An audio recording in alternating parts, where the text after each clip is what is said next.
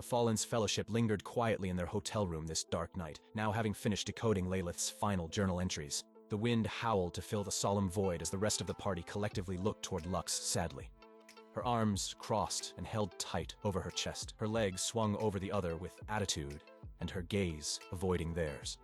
I don't even know what the hell I'm supposed to make of all this, other than my mother's a bitch, but I already knew that. If you want, Lux, you can describe what your mother looks like to me and I can make a dartboard out of her. I can add Acrimon to that too if you want. No, the last thing I want is to see my mother's face right now, and I feel pretty fucking conflicted about Acrimon. From the papers we stole in Zombieu, he was the one that established the alliance between Zugtmoy and the Empire with the goal to colonize the Feywild. But it's obvious only to us that he and Zugtmoy have been playing the Empire, and by extension Yaga, for a fool. Their goal is different, whatever it is. But we need to be open-minded to hearing him out, while of course still being cautious. Those old papers said he was given a big promotion by the Empire after all this went down with my mother. He could have just quietly enriched himself from that, but instead, something is motivating him to risk it all by backing Zugtmoy. But what and why? We can't solve that part yet. Maybe he's just under her influence, and we need to save him. My hunch is Zugtmoy genuinely convinced him that whatever she is doing, her way is the only way. Acrimon didn't seem unreasonable, or that he lacked any agency to me when we spoke. You guys already know that to me, Yaga is at the top of my shit list. But more immediately, Acrimon might be able to help me with this fucking egg hatching in my chest, so long as we can find common ground with him. That's a good point. Him being the top Fey phenomena researcher and medical doctor in the Empire probably is your best bet, at least pretending long enough to be on their side until the seed is resolved. It's especially hopeful if Acrimon is familiar working with inoculated people like you, Tarth. You said the doll-masked tiefling girl in the prophecy had spores like you do, so maybe he's her doctor? Maybe we should stop talking in circles and just reach out already. Keep information to him shorter than me, and don't tell him about the prophecy. Use whatever we can as leverage if needed. Agreed. I'm going to keep my letter to him short and vague, while inviting him to be the one to choose a location for us to meet. I'll add in that Laelith sends her regards, see what that does to him, if anything. I do want to state for the record out loud to you all that it would feel like a betrayal to me if any of you talk to Acrimon without me first. This weird coincidental shit impacts me directly. Got it? Got it. No problem, Lux. And yeah, there's been a lot of those weird coincidences. Like, what even are the odds of all these things connecting us all together? Well, Renrev, you serve the Lady of Probability herself, right? What are the odds of that? What is up with all these soap opera levels of connections and coincidences? If this were a book and not real lives at stake, I'd cringe and tweak my back in the process. So, what gives? Well, dear narrator, what tweaks your back helps invigorate my kind. You may recall back in Game Session 10 Summary, mentioned there was the Threads of Fate relic within Dea's chambers of Master Gribble's visit to the Therine realm. Each god is given their own by she the Supreme, Au Etherine, the god of gods. You see, fate threads are pulled and manipulated left and right to meet the many scattered goals of the full pantheonic assembly. On one hand, fate threads are a boon to a mortal's future.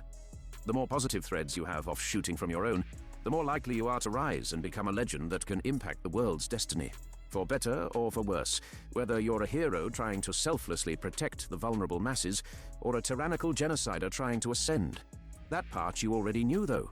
However, those godly threads are connecting people and their machinations all sorts of distances across our realms. Think of our Daria galaxy as a bit of a game board to us immortals.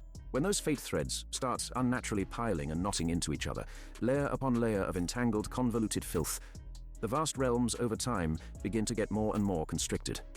In other words, a big world starts to feel like an itty-bitty one. Those same fate threads become like an unavoidable spider's web, but infinite growth is not sustainable. The web risks eventually collapsing into itself. The saying, "you can't outrun fate," is quite literal, when us immortals have completely surrounded you in it, intentionally or not. Our player party seems to be picking up on their own entanglements. Wow. Okay, so then, Why don't the gods just make some calculated snips to threads? Surely this hinders all of you in the Theron realm too, since there isn't infinite room, right? Like, you guys have some kind of backup plan, surely. Oh, look at you, Mr. Narrator. You're so precious to have such innocent faith in us immortals. But alas, we don't snip fate threads, only lay them. The domain of fate thread control belongs to the god of gods. We're just renting from her. This squishy circumstance otherwise is a double-edged sword for the rest of us immortals. On one hand, the adrenaline and pressure of running out of new connections to manipulate fuels us with a hot fervor not felt in many a millennia. There's a tantalizing exhilaration to it. A bit like every move is all or nothing. The drama of having so many connections on just a single thread. Your eyes can't track the damn chessboard anymore. Not even the god of gods herself can, at this point. It's such a deliciously messy process of a treasure hunt to try and find pawns to play with that aren't suffocating in obstructive threads. For us, it's like a mix of the final rounds of Jenga, or trying to bite into a juicy burger that's twice the size your mouth can possibly stretch.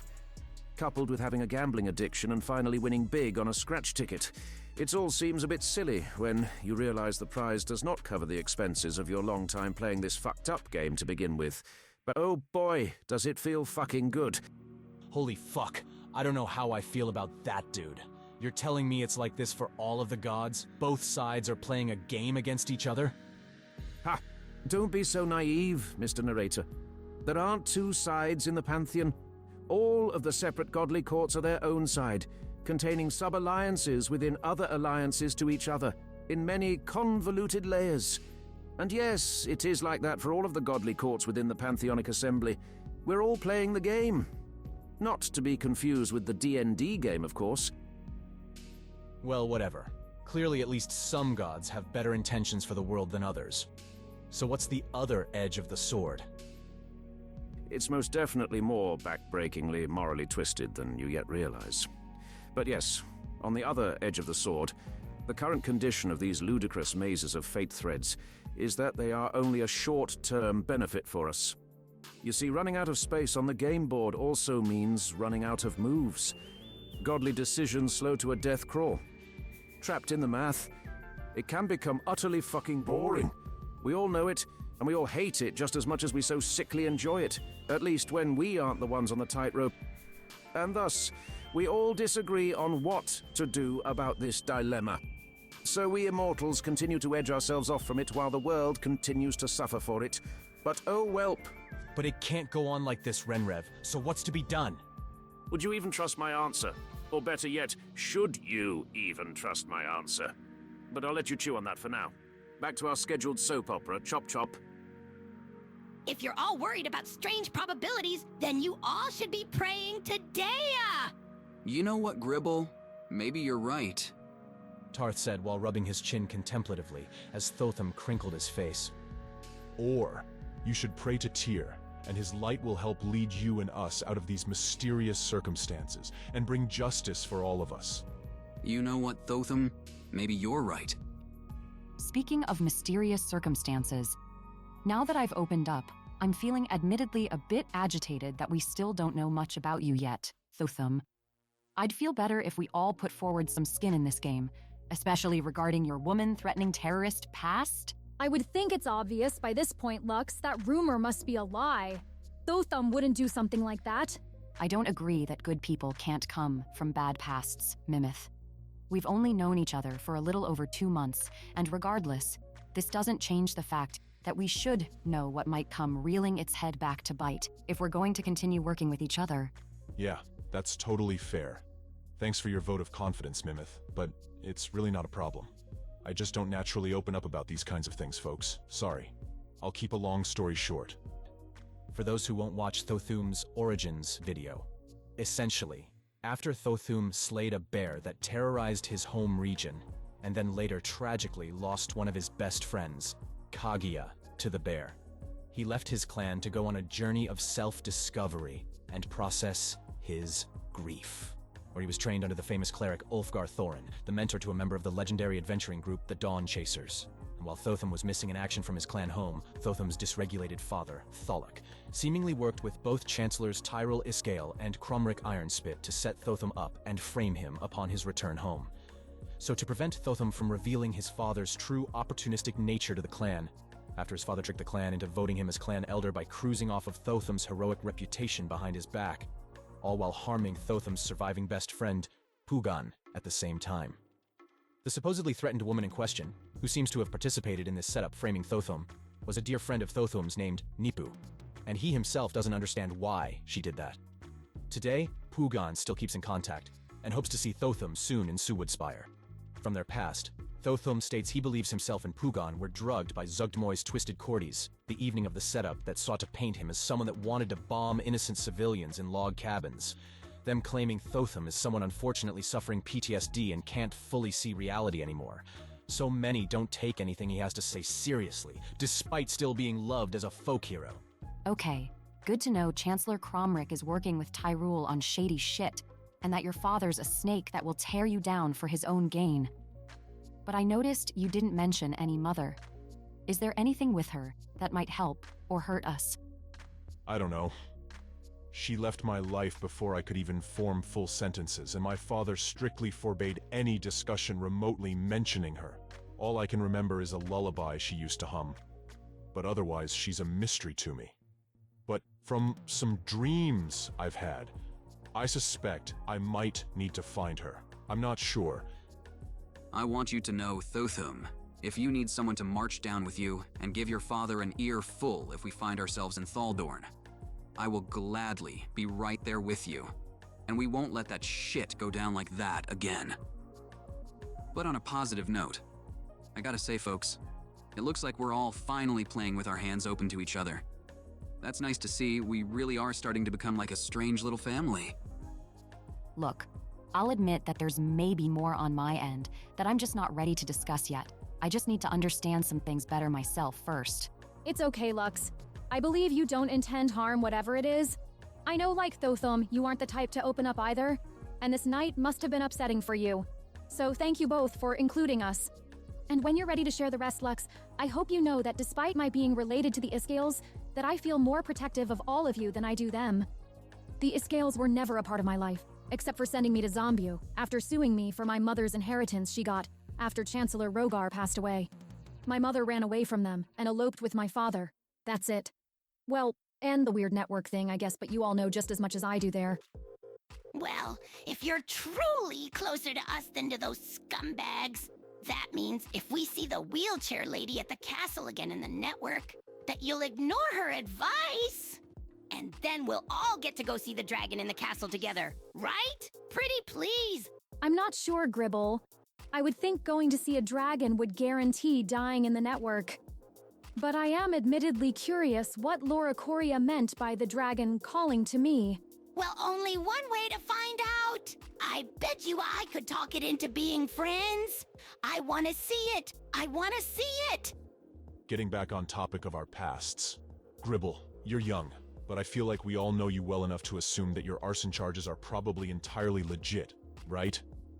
It's more complicated than that. Yes, it was my fire, but they were deliberately pushing me and lost more than they bargained for. Those idiots shouldn't have been messing with a dragon. Play stupid games, win stupid prizes. Now, why would they do such a thing?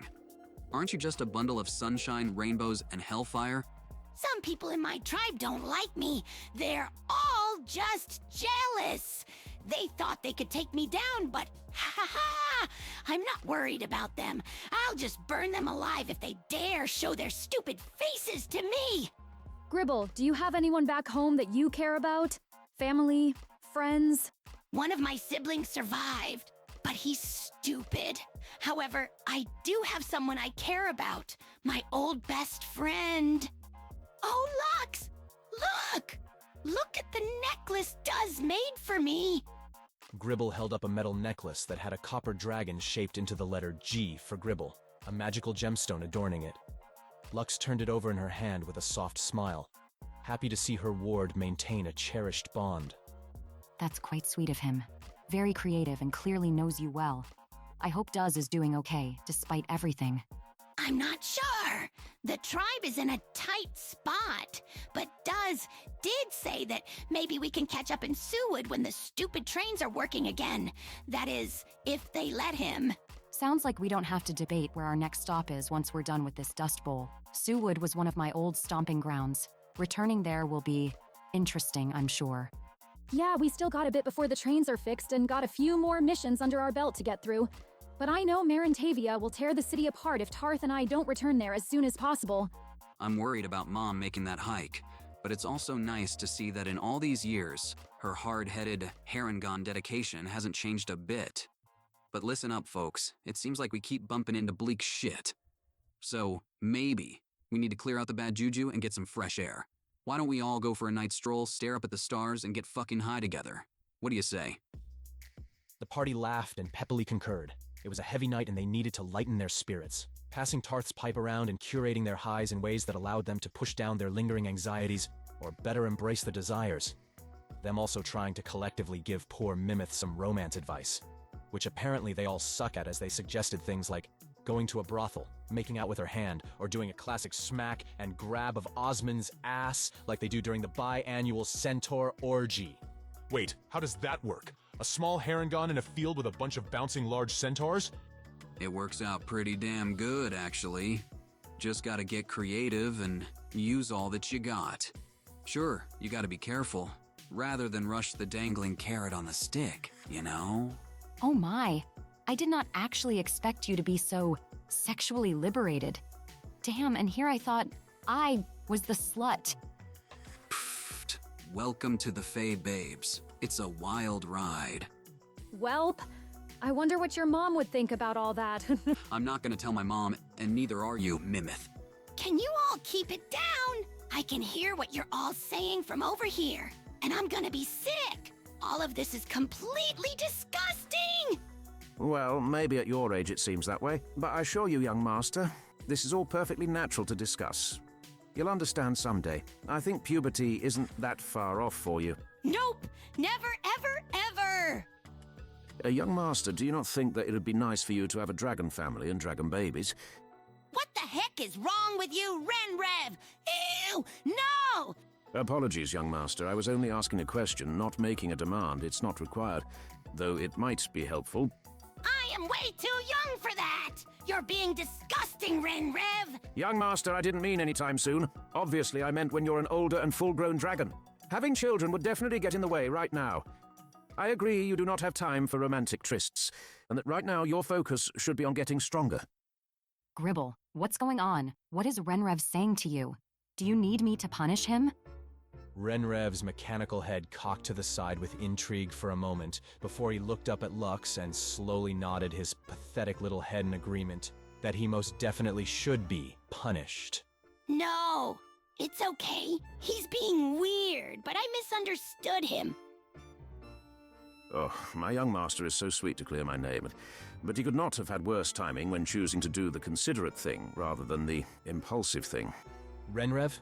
Seriously, what the fuck is wrong with you, dude? That's quite a lot, actually. But nothing specifically relevant here. Miss Moonsworn simply offered, and I said yes. Consent takes two. Don't be such a prude, Mr. Narrator. You're just telling on yourself. Nothing wrong with preferring to keep preferences to oneself? I just didn't take you for a sub, I guess. Oh, trust me. You can't conceive of the level that which we immortals find ways to keep things amusing over the course of many millennia. Small correction, though. I'm actually an equal opportunity switch. I've trained myself to love pain, but my preference is to simply accommodate what the other party is in the mood for. As a butler, I always aim to please. But alas, the player party openly discussing their sexual nuances with one another simply activated my own lizard brain for a minute there. That's all. Which, on that note, absolutely no one is shocked that Thotham turned out to still be a virgin, right? Because I'm definitely not surprised. Well, it's obviously not a skill issue for Thotham if you have even remotely glanced at his fan mail. But speaking of activating other people's lizard brains, back to our story. Guys, I don't see how any of this advice helps me. Maybe that one poem from the Clanslands about the walrus and the polar bear would help, but I forgot how it goes. I thought I've always heard it referred to as the birds and the bees. And speaking of birds, look, there's a badass owl up ahead.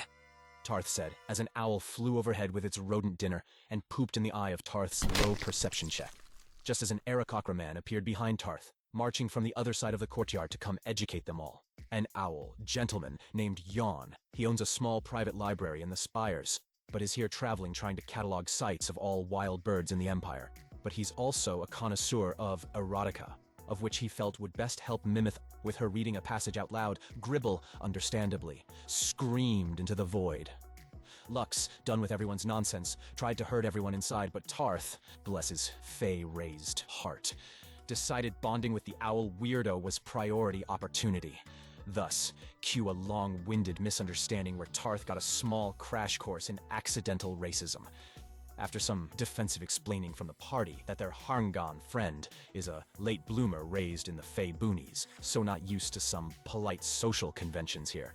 It seemed things resolved mostly amicably, for now, as Yaughn parted ways by giving Tarth some homework. Aarakocra 101. Not just bird brains and fluff. The party, exasperated by their talent of bumping into and stumbling through problems, caught up with them, and they tiredly made their way to bed.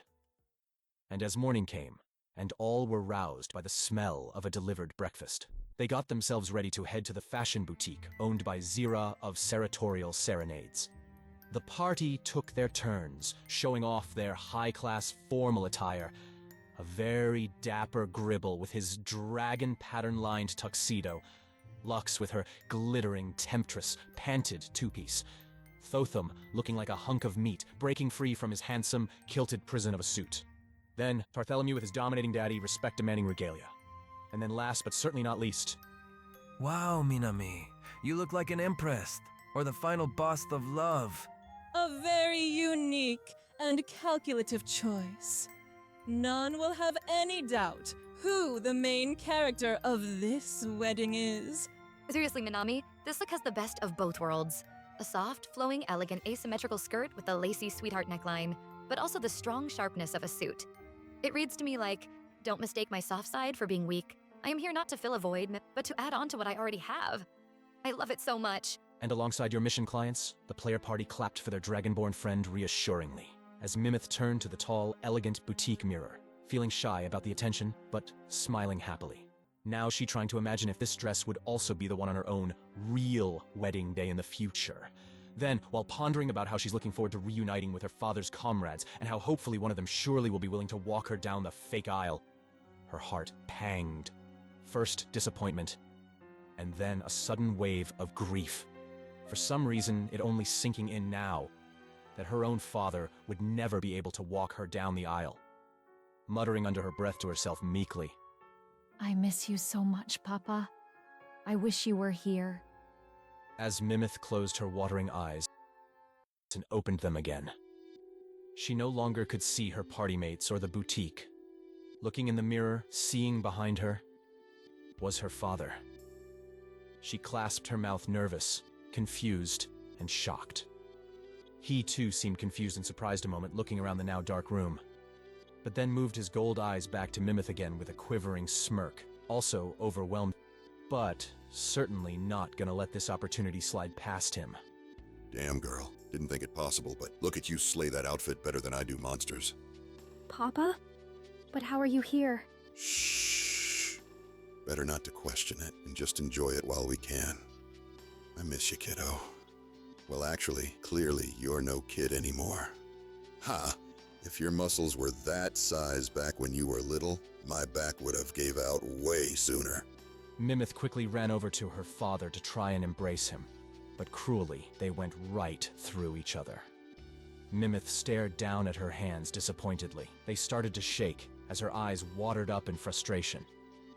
Hon, don't let that ruin this moment. It's a good sign.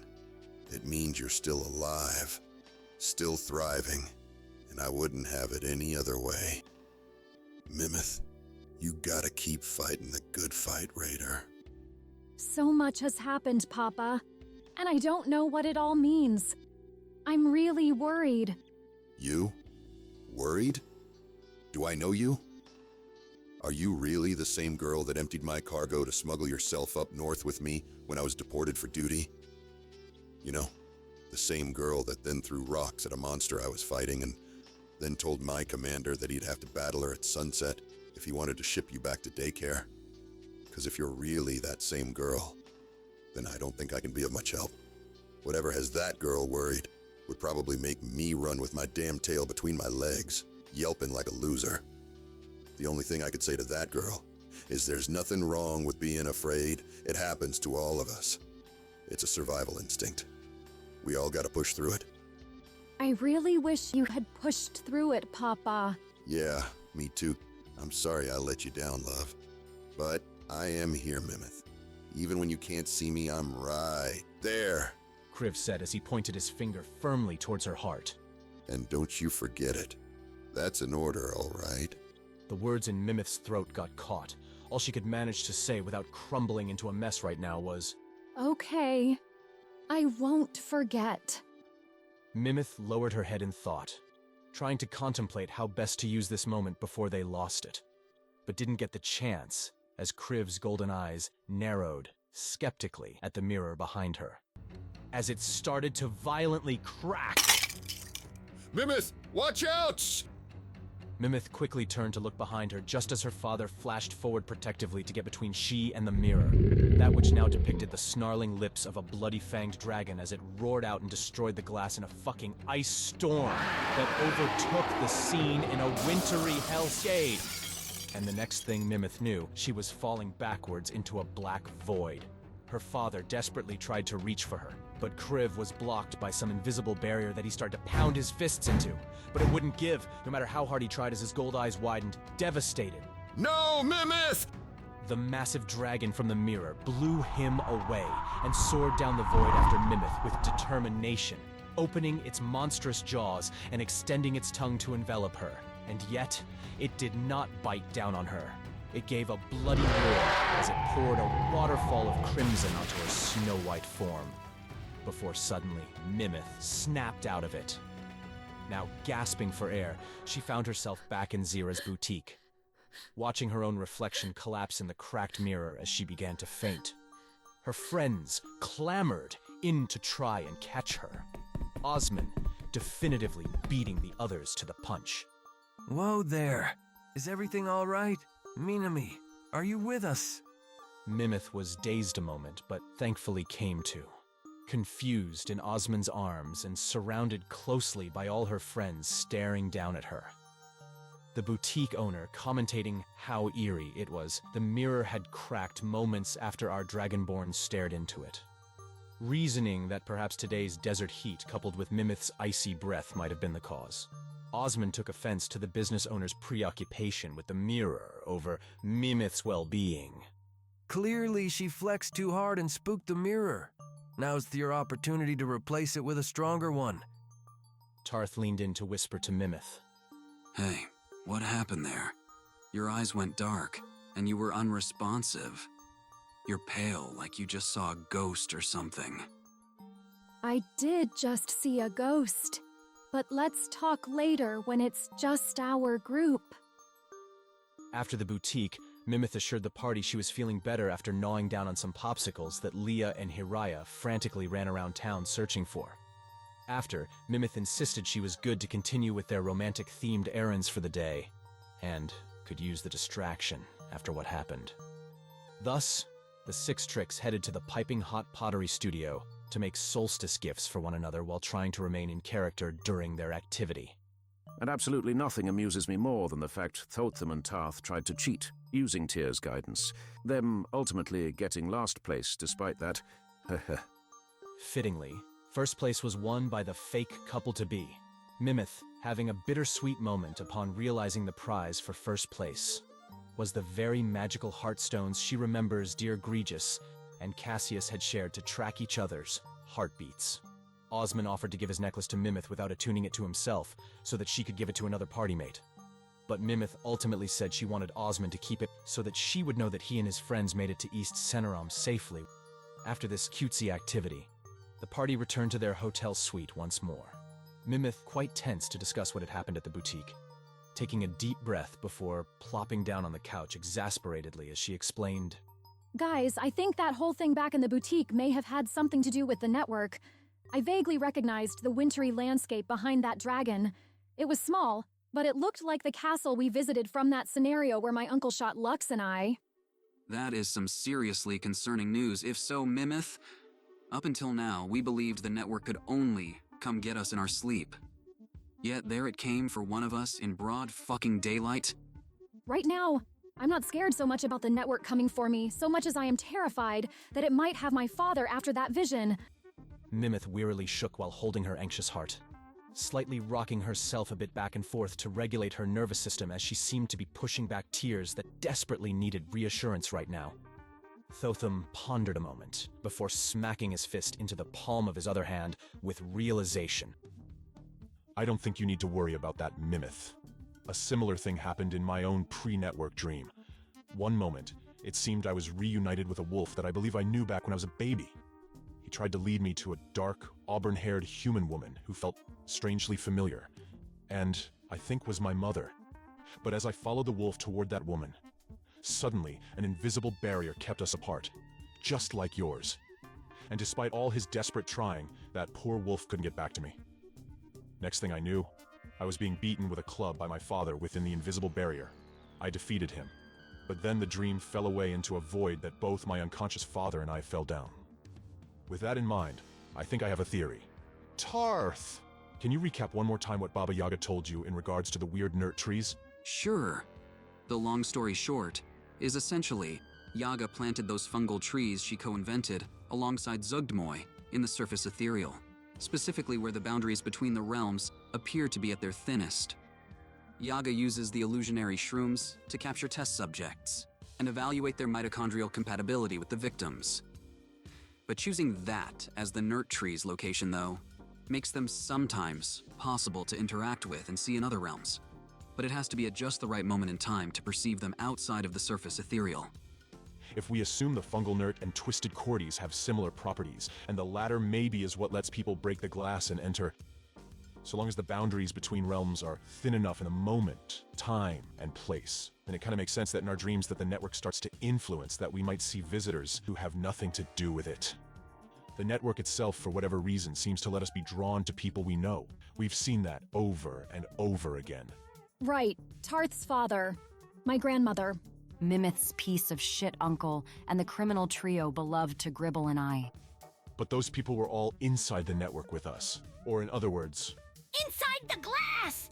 Exactly, Gribble. So the network might still be drawing people we are familiar with to our dreams. And if they don't succumb to the void like we do, I assume that's because they have not become infected, and thus they can't break the glass. They are safe from it. Mimith dabbed her tears with a cloth and accepted the information with much relief.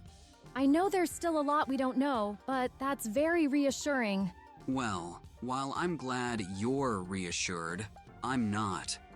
I want to know why the network came when you were wide awake. Perhaps she was technically daydreaming. Does that count? And by the way, didn't the Platinum Killer newspaper mention an ice dragon attack up north? Sorry, folks, but I need some panther time to dissociate from all this. I'm out of here. This shit broke my high. Be back later. As Tarth whipped himself out of the room, Thotham yawned while expressing he was feeling worn out and hitting the sack early. Mimith made a beautiful couple's portrait of Leah and Haraya and went to join them and Osmond for their birthday party. And since Gribble and Renrev seemed to be preoccupied wrestling with Salzarbad over who gets to sleep near the fireplace, Lux decided to go for a walk and clear her mind. But while taking her stroll the long way around Pyra's paradise, Lux heard some disgruntled arguing impede her mental peace. As she turned a corner to eavesdrop, she bumped right into a panther. Ah! Lux, it's okay, relax. It's me, it's Tarth. Oh, geez. Tarth, you really gotta be careful about... But before she could finish her sentence, Yaughn, the Aarakocra owl petite bourgeoisie from the other night, ran over and turned the corner, holding a fucking gun and pointing it at the panther. Lux's brow immediately narrowed venomously. Dude, You told me to leave you alone, and now you're stalking me with a fucking gun! Attacking a woman now, you fiendish scoundrel, and get out of my fucking head already! Put that damn gun down right now if you know what's fucking good for you. Lady, what the fuck are you on about? I came here to save you. I heard you scream. Well, guess what? I'm here to save him from you. Lux said as she widened her stance and protectively corralled her druid friend behind her. Tarth demorphed from his panther form, now peeking out from beside her with his arms defensively crossed and glaring at the Loracoria. Protect him from me? Are you out of your mind, lady?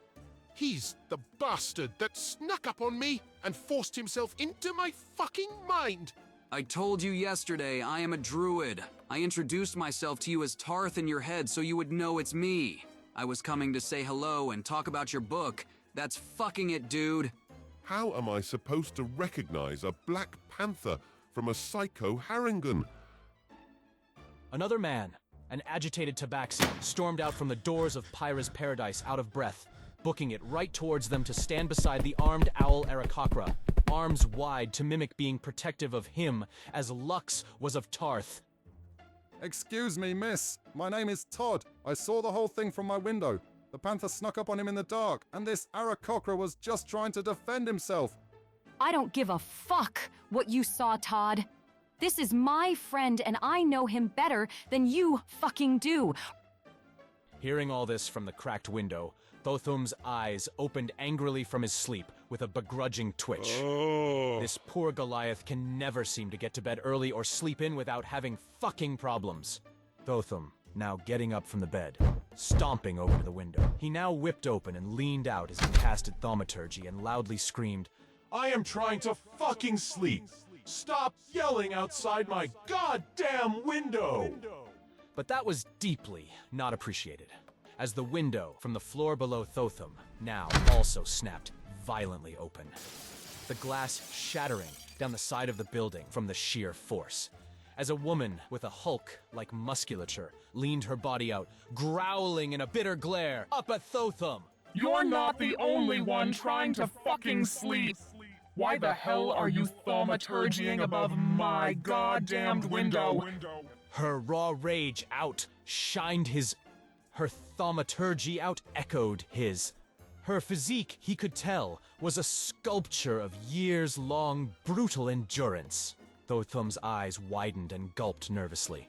His words caught in his throat from being stunned and emasculated, and just stared dumb and blank for a moment. Cut the shit or I'll come up there and give you something to holler about!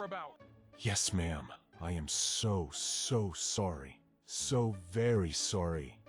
She growled like a beast at him skeptically, then spit before retreating herself grumpily back into her room. Slamming a bureau against the broken window to cut off the airflow as Thotham backed away slowly from his own window. He stumbled backwards into the bed a moment, stunned, confused. Why was he blushing? Why did he feel weird? And why did he want more of it? Okay, I admit it. I was wrong. I thought Gribble was going to be the next one to start puberty, but it turns out it was Thotham after all. Having no mother in his life must have left him longing for a woman to tell this dimwit what common sense is. Now you're the one tattling on yourself there, aren't you, Renrev? No, not at all. I'm a beacon of self-awareness. I'm simply a terrible fucking person and absolutely deserve punishment for it. I'll resist the urge to respond to that one. Anyway, moving on. After Thotham composed himself, he went to tuck himself back in for more sweet-than-usual dreams, until he realized something was off. Sitting straight back up, skeptically scanning the room, he, now noticing Salzarbad, snoring alone by the fireplace. The spore chest dog thing clearly claiming Gribble's usual spot, the child entirely missing. Oh, for fuck's sakes, Gribble! Thotham jutted out of bed and clumsily threw his shoes back on, athletically bolting down the hall to try and catch up with the little troublemaker, of which Gribble was just booming his way toward Lux and Tarth, while readying a fire spell at the first sight of the gun. Looks like we're eating flaming bird tonight! Get him, Master Gribble, get him! Thankfully, Gribble's tiny legs cannot compete with Thotham's long strides despite the big head start, as our Goliath lunged just in time to pick the kiddo up who thrashed in his arms with a murderous tantrum. You stupid tier worshipper! Whose side are you on? Put me down! Gribble, we don't want to further escalate before someone gets hurt, he said, while putting out the fire in Gribble's hands as he writhed like an angry wild animal.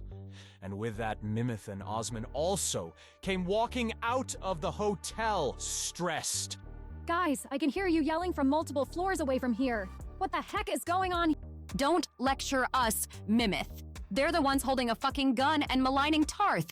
He invasively pushed into my mind and snuck up on me as a panther in the middle of the fucking night. Tarth, you need to stop doing that to people. Whose side are you even on? Yaughn can barge into our private conversation, but Tarth can't say fucking hello? What is that shit for logic? Not telepathically as a panther. Just shut up and stop escalating things for once, Lux. You telling me to shut up? Really, bitch? You want to go there, Mimith? Everyone, please, stop! This sounds like a huge misunderstanding. Between Osman and Talim, the front desk manager now making a scolding appearance. The verbally dueling groups were finally pressured into simmering down. Tarth begrudgingly apologized for not taking into consideration how his panther time could be so woefully misunderstood. Likewise, Yaughn begrudgingly apologized for pulling a gun on Tarth. The hatchet was jaggedly buried, and the groups walked coldly in separate directions. The party made their way back to their room, exhaustively face-planting and conking out. Then, as morning came a bit too soon, and everyone groaned, still beat up from the previous evening's drama, only one amongst them was gifted with glee and pep this day, as Renrev waited for his young master to awaken, as he rubbed his tired eyes cutely to see the mini-mechanical dragon sitting excitedly on his chest. Good glorious morning to you, Master Gribble. Did you sleep well despite the grubby Goliath's manhandling of you yesterday? I want to go back to sleep and keep dreaming. How about you, Renrev? Most excellent. Thank you for asking. You see, I too had pleasant dreams. In fact, I was visited by Milady Daea. Oh, really? What'd she say? What'd she say? Well, Master Gribble, Milady Daea briefed me of the monthly mana report, and she has been doing excellent. Lots worship, lots of fear. Yatta, yatta. But she also told me that I have been a good, dutiful butler. My adequately serving and overseeing your development has inspired her to give you and I a small motivational reward. She's allowing me to have a smidge of my natural mana back, to treat myself, so long as it's to help aid you, of course. And I was thinking that since this current mission just so happens to be accommodating worshippers of Daea, if perhaps with your consent, young master, if you would be okay with me adding my own personal fun twist on helping poor Osman on this mission. I don't want to toe-step, of course, so please speak your mind freely. I won't be offended in the slightest. Sure! This sounds like it'll be fun! Your confidence in me, young master, is truly moving. I won't let you down, and will aim to curate an utmost fun experience for you. Thank you. The mechanical dragon took a polite bow of respect to Gribble, just before suddenly deanimating and falling limp like a dead fucking bird right on this poor child's chest. Wait! Renrev? Hey, what's going on? Hello? Renrev? Then the homunculus rebooted up, but was no longer intelligent seeming. It was as if Renrev died and left behind just a mindless, order-following drone.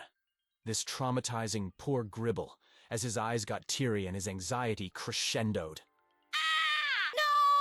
No! Holy fuck, now what? Are we under attack? Gribble, sweetie, tell me what's wrong. Renrev is gone! He woke up stupid, and now he can't communicate with me! Hey, there's worse ways to wake up. As Gribble continued to cry and beg for someone to fix the device, the party encircled the homunculus tiredly to inspect. Everything seemed fine and normal to them, since none of them could ever understand Renrev anyway. I mean, he seems a bit less animated, but fine otherwise. Maybe he just needs some grease. I tried that already! His funny accent is gone, and he doesn't speak to me anymore! Help me! Psst, Lux.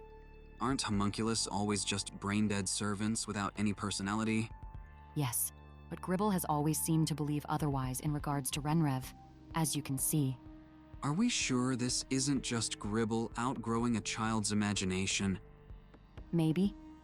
Honestly, I haven't made up my mind about Renrev specifically yet. I feel like there are clearly special things about Gribble, and it's hard to discern what is a manifestation of his miraculous giftedness versus a manifestation of being a kind of psychotic child. As Gribble continued to give details, Mimith suggested he check with Osman. It wasn't a serious recommendation. She just figured him being a fellow Dea worshipper would help Gribble accept an answer better, and figured Tarth and Thotham could coax Osman into playing along with whatever would help them all move on from this. But both Mimith and Lux needed to head out. They had shared salon appointments to try and smooth things over from their squabbling last night, leaving Tarth and Thotham in charge of managing Gribble in the meantime. The two men deciding to commit to some kind of good cop, bad cop dynamic and set out after him. After realizing Osman didn't have too much to add, it was recommended by Thotham to Gribble that he should just Try praying at Trifecta Chapel. Remind me of what a chapel is again. A chapel is a place where followers of a certain god or several gods gather together and offer their prayers in an area with slightly higher levels of mana.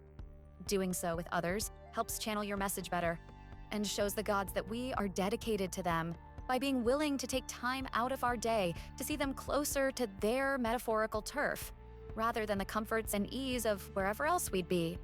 Trifecta Chapel is also where Osman and Minami will be getting married. So perhaps a field trip ahead of time wouldn't be such a bad idea after all. I'm worried about bumping into my family members, so I'll come, but personally will be hanging further in the back. Great! Field trip time! Let's go already! Gribble ran like a bullet and zipped out the doors of Pyra's paradise before any of them could have time to react, realizing Gribble has no idea where the hell he is running off to. Thotham groaned loudly, the kiddo seeming to become faster and faster as his anxiety grew higher and higher. Then, after some more rough-and-tumble tomfoolery of hunting Gribble down, alongside Lux and Mimith finishing their girls' day, the full mission group was together as they arrived at Trifecta Chapel, a cathedral dedicated to one of the two most powerful alliances on the Pantheonic Assembly. The Justice Seeker, Tyr, whose secondary title is the Preserver of Order. Then there's the Harvest Enchanter Sylvania, whose secondary title is Our Great Mother, the very title that Zugtmoy seems to be hijacking. Last, and certainly not least, we have the Grand Revealer Deaa'Trice, whose secondary title is Our Lady of Luck and Tricks, each having a majestic statue in their image towering over the cathedral pews that were sun-soaked by cascading rainbows of the stained glass. Gribble ran to pray to Dea's statue. There was no response. Thotham, on the other hand, went to pray to Tyr, made a humble offering towards him seeking guidance on how to deal with his fellows in faith, who misuse his teachings and continue on the shameful mindsets carried from the Tiefling genocide 3 millennia ago. Thotham received a warm memory of his time training under Ulfgar Thorin. They are infuriating, and in my opinion, a complete mockery of Tyr's light. But nonetheless, those are our brothers and sisters in faith. But our loyalty, remember, is not towards them, but towards Tyr's teachings. Sometimes it's no longer an issue of debating meeting violence with violence, but of defending the physically weak from the mentally weak. Let yourself become the hero and beacon that not just defends Tyr's light, but sheds it widely. Ah, glory be in Tyr's righteous name. Amen. Thank you, Ulfgar. See you soon. Thotham stood from kneeling, feeling reassured, beginning to walk away. But as his ears reattuned to his chaotic party, he peered over his shoulder, seeing Gribble angrily dart towards Tyr's offering pile with a flame ready to retaliate. With a fast flash, Thotham swung and snatched Gribble up with one arm, the child frantically kicking and screeching once again like a wild animal. What is your problem now, Gribble?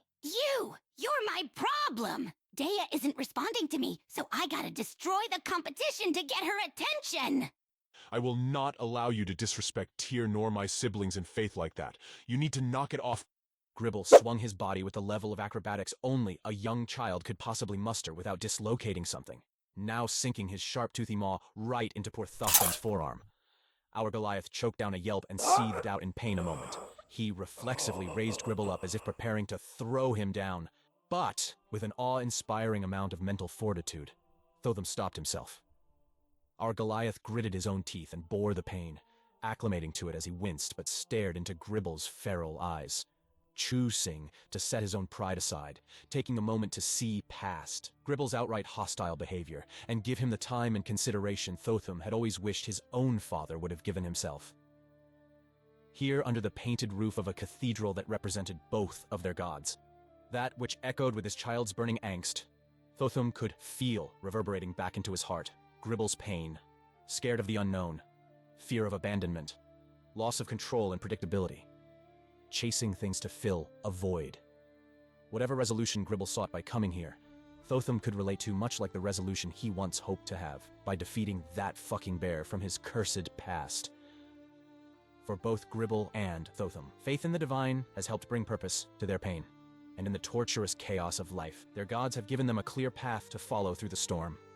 Even if Thotham believed this despairing tantrum of Gribble losing a gift from Dea was entirely in this goblin's young, little delusional head right now, Thotham could still empathize that if his own faith came crashing down, how distressed he might feel to have that bridge be collapsing underneath his own feet, despite doubting that would ever happen. Gribble, I mean no disrespect, but between your age and what I know about you, I have a hunch that you aren't familiar with how to make an offering to your god. Am I right? Gribble remained chomped down on Thotham's arm a moment, his wild eyes skeptically looking over the Goliath, checking for malicious intent. But as Thotham did not divert his gaze from Gribble's, demonstrating his honest integrity, Gribble furrowed his brows a bit conflicted. But nonetheless, our kiddo loosened his bite to speak. Stupid! It has nothing to do with my age! Where I'm from, there aren't any cathedrals. I think they were all destroyed. I don't know what you mean by offering, but I've never had to make one before. So I don't see how that makes any difference right now. Well, Gribble, why don't we put that to the test? I'll show you how to make an official offering, and let's see if that makes a difference in your problem here. If it doesn't work, I'll let you take out your frustration and bite me again. But only once. So, do we have a deal? Gribble growled distrustfully, narrowing his beady eyes bitterly. But Thotham gave a challenging yet warm smile that caught Gribble off guard as he turned away. Whatever. Fine. Now hurry up and show me already. Thotham gently lowered him to the ground as the kiddo crossed his arms and lowered his ears, agitated. Gribble following Thotham around the chapel like a cute little duckling with attitude. Our Goliath sweetly purchased incense for the boy and leaned down to try and reach Gribble's eye level, along with him modeling to Gribble the typical physical gestures for initiating a formal prayer. My oh my, would you look at that? And here we go. You're back, just in time to ruin this sweet moment, I take it, Renrev. So sorry to burst your bubble, Mr. Narrator, but I too am capable of appreciating this display of kindness towards my young master. Oh, really? Huh. Is it just because he paid a silver toward Dea's name you're cool with it? Or...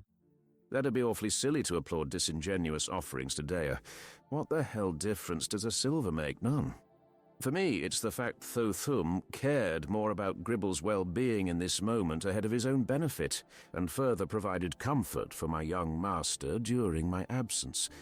It's, I guess, refreshing. Wow, that's the nicest thing I've heard you say. Don't worry, I won't make a habit out of it. But this moment admittedly has given me pause, and a smidge more confidence in believing that Thotham might very well be standing by my young master's side protectively for the long term. Well, maybe. I gotta hand it to you, Renrev. You've given me pause about viewing you as just a condescending, egomaniacal, biased, trolling dick. Well, you have my consent to unpause, as I don't deny any of those descriptions. I also have ironclad confidence and no need of your paltry support.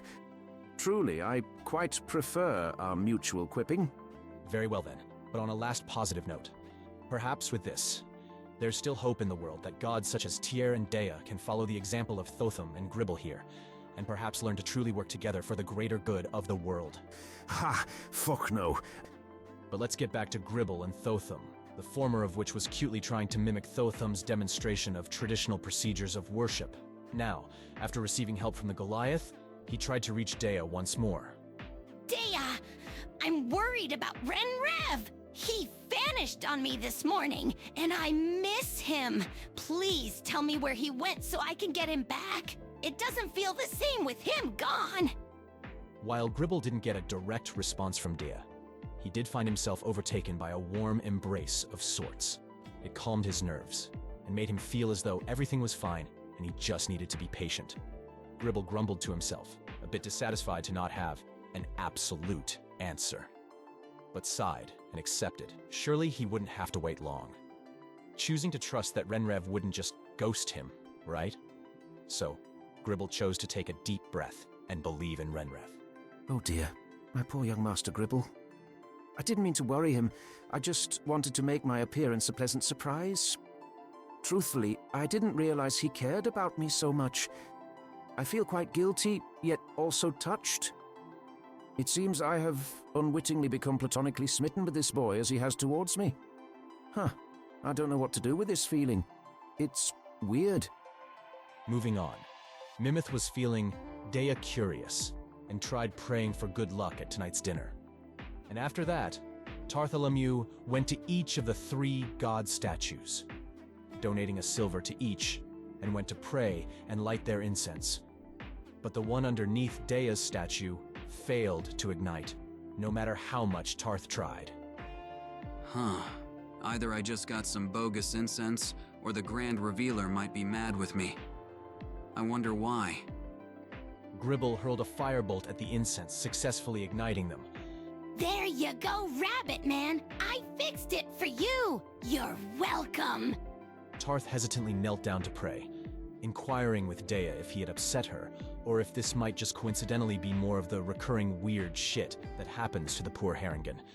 But as he cleared his mind to seek her answer, he was filled with the overwhelming feeling that perhaps he's a pussy.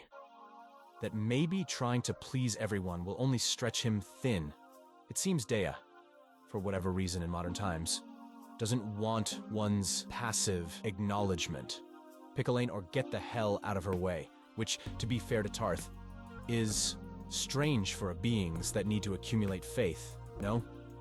Too many in the world seem to think trying to remain neutral in the grey makes for a unique and mature position, like it's some kind of stupid moral high ground. Sorry, Snowflake, but if that's how you operate, then you're not just useless to our Grand Revealer, but everyone. If you don't have a firm side, then stop putting yourself in a fucking blender, get out and keep digging. Mind you, this isn't purely a Dea thing. None of the gods like it when mortals don't at least choose a primary god to outright give their clear favor to over the others. She, unlike the others, is just putting feelings to action now. You're right to find it strange, though, as this is to her own detriment to not accumulate every drop she can. It is a risk. Just like Master Gribble being her champion is honestly a big fucking risk. Probably the biggest she has taken yet.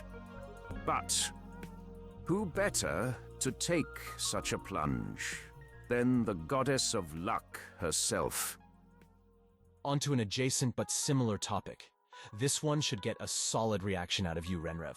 After Tarth finished pandering to the Alliance, lastly, we have Lux, who, during all of this escapade, she casually laid in the cathedral pews, feet up nonchalantly in the seats, spinning her dagger in the air and catching it by the hilt over and over and over. Utterly bored out of her mind. Oh, what an audaciously provocative woman she is. Well, to be fair, Renrev, I doubt that Lux knew the offense of what she was doing. If the character didn't, I'm quite certain the player knew what she was doing. Well played, Cheryl, flaunting Lux's ability to do the one thing we can't do. Right on our own turf, no less. Weapon in hand. What else can I say? I'm certainly amused and tempted. Oof, you seem flustered, Renrev.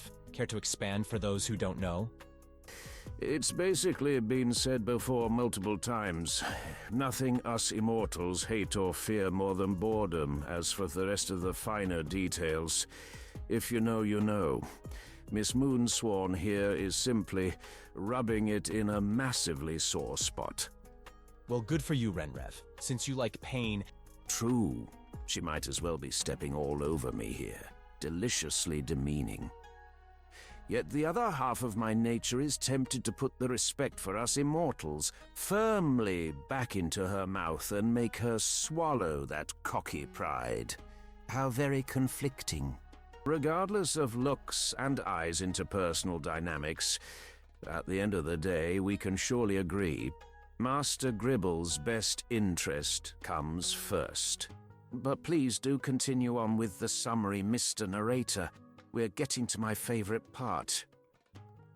After finishing with the chaotic chapel, our party took the rest of the late afternoon to decompress. Osman arrived in the early evening, well-dressed in a tux with a shouldered half-cloak to match the high fashion of the Fallen's Fellowship. He, linking arms with Mimith, while wearing booted heels in his shoes to help make their height difference less awkward as they all set out together.